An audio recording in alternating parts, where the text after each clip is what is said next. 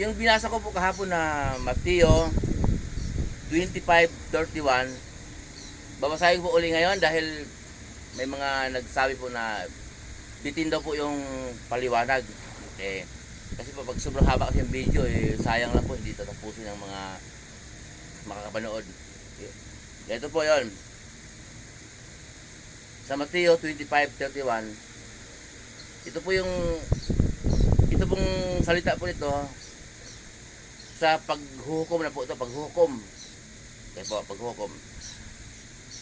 Sa maluwalhating pagdating ng anak ng tao, kasama ang lahat ng anghel, uupo siya sa kanyang trono ng kaluwalhatian. Titipunin sa harapan niya ang lahat ng bansa at sila'y kanyang pagbukod-bukurin tulad ng ginawa ng mga pastol sa kanilang mga tupa at mga kambing. Ilalagay niya sa kanyang kanan ang mga tupa at sa kaliwa naman ang mga kambing. Okay po, niliwanag ko na po na yung kambing, yun po ay hindi po anak ng Diyos yun. Ang tupa, yun ang anak ng Diyos. Yun po ang anak ng tao po na sinasabi dito, si Jesus po. Kasi po, kaya sinasabi niya sa sarili niya na anak siya ng tao, nagkatawang tao po siya, pero Diyos siya. Pinanak siya ni Maria na tao. Okay? Ilaktaw ko po sa 41. Yung binasa ko po kanina, Mateo 25:31 hanggang 33. Ngayon po, 25 din, Mateo 25 hanggang 41. Pakinggan po ninyo muli.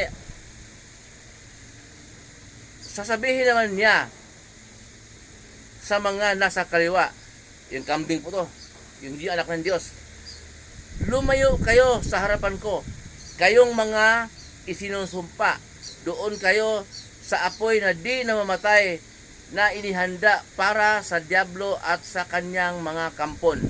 Okay po, pinaliwanag ko po noon na hindi pala totoo yung mga istorya-istorya kasi po nung hindi pa ako mananampalataya, sabi nila si Satanas siyang boss sa impyerno. Hindi po.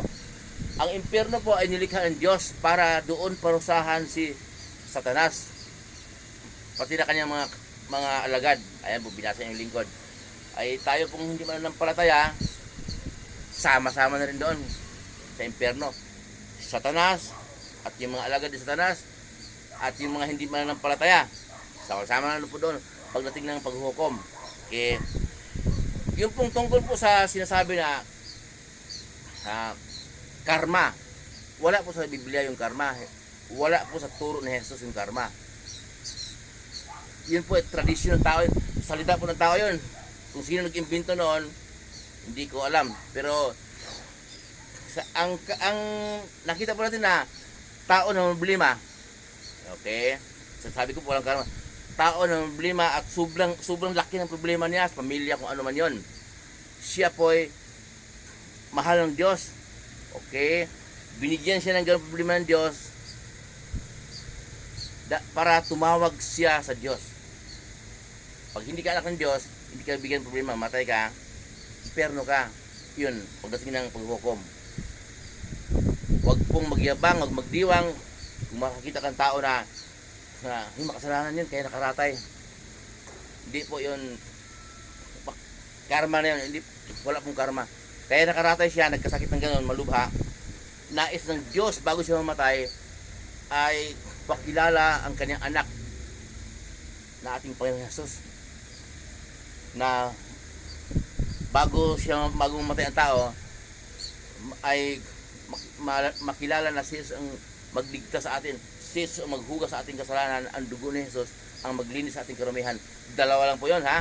Pagka tayo'y tawagin ng Diyos, problema at sakit, babagsak yung negosyo, yung anak mo problema sa pamilya at gulong-gulo ng buhay mo, yun, tatawag ka sa Diyos.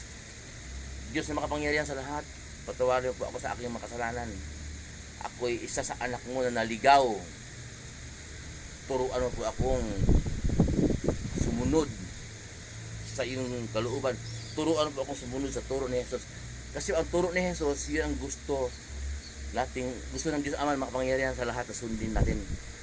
Mababasa po rin sa Mateo 17. tinig ng Diyos mula sa langit. Ito ang minamahal kong anak na lubos kong kinalulugdan, pakinggan ninyo siya. Ang tinutukoy po ng anak si Jesus. Gusto ng Diyos na pakinggan natin ang mga turo ni Jesus. Yun po.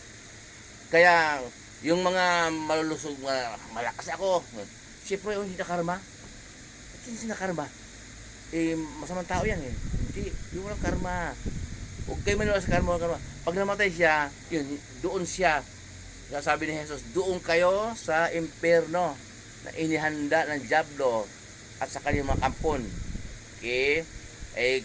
Yun namang mga anak ng Diyos, halik kayo, sabi ni Jesus. Halik kayo, manirahan na kayo sa kaharian, inihanda sa inyo ng Ama bago balikhain ang mundo. May nakalaan na yon. Kaya muli po tandaan po natin ha, walang salitang karma sa Biblia.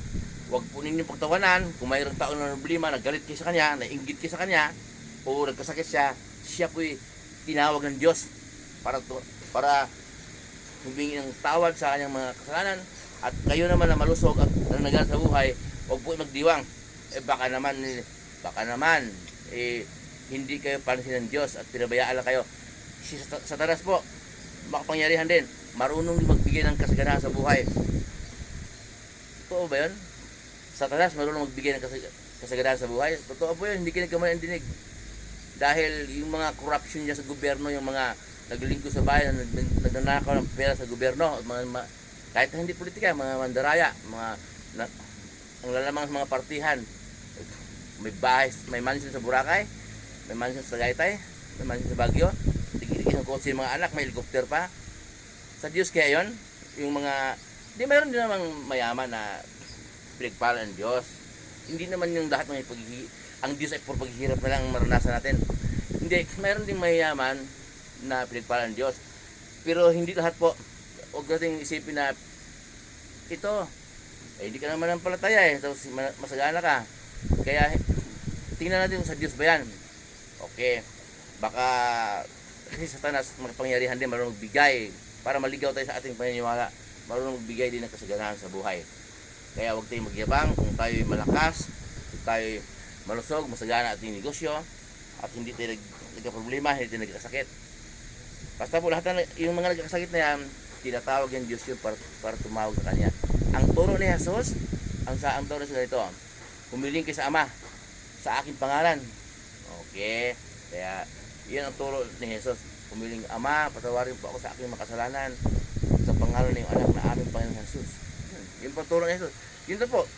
Kaya lahat niyan, maraming mga katanungan talaga na tanging hindi nadaan sa katalinuhan, cum laude ka man, top notch city school, sino ka mang talino, kahit na wala kang pinag-aralan, kung pagkakalooban ng Diyos ng karunungan, malalaman mo ang kanyang kalooban. Muli po yung lingkod, si Chef Roy, mabuhay po kayong lahat, ingatan kayo ng Diyos, sasamahan kayo ng Diyos kahit saan kayo pupunta, sa mga trabaho pinasukan ninyo, kahit anong negosyo ninyo, kahit anong pinagkikitaan sa buhay, ayon sa kalooban ng Diyos. Malinis ha, walang pandaraya. Pagpapalain kayo ng Diyos.